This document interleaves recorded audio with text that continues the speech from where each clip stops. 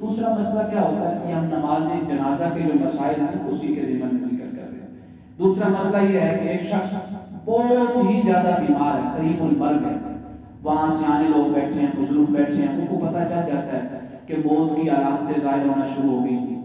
Even کہ آقا کریم علیہ السلام نے فرمایا کہ کسی شخص کی موت کو پہچاننا ہو کہ موت کا وقت ہے یا نہیں ہے تو بیماری کی حالت میں پیار کی جبین اس کی پیشانی کو دیکھو، جیسے ہی پسینہ آنا شروع ہو جاتا ہے نا تو سمجھ لو کہ اس کی موت جو ہے نا وہ قریب ہے، موت کی علامت ظاہر ہو چکی ہے۔ اس وقت کرنا کیا ہے؟ اب وہاں پہ بیٹھ کے لو، یہ کر لو، یہ کر لو، اس کو بلا لو، اس کو بلانا چاہیے علاج کے لیے ڈاکٹر کو یا کسی بھی ایسے شخص کو جو اس کا علاج جانتا ہو، اس کے لیے کوشش کرنی چاہیے۔ لیکن جب تک ڈاکٹر نہیں آ رہا ہے، کوئی دوائی دے کے نہیں آ رہا ہے، تو جو وہاں بیٹھے ہوئے ہیں ان کے لیے آقا کریم علیہ السلام نے فرمایا لقنوا موتاکم لا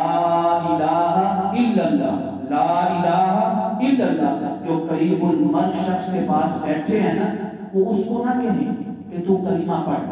ہو سکتا ہے کہ اس کے اوپر بیماری کا غلبہ ہے، درد اور تکلیف زیادہ ہے اور وہ نہ پڑھ پائے، انکار کر دے کہ اس کا انکار اس کو کفر کی طرف نہ لے جائے۔ فرمایا تم نے خود اس کے پاس بیٹھ کے کلمہ کا ورد شروع کر دیا، لا الہ الا اللہ، لا الہ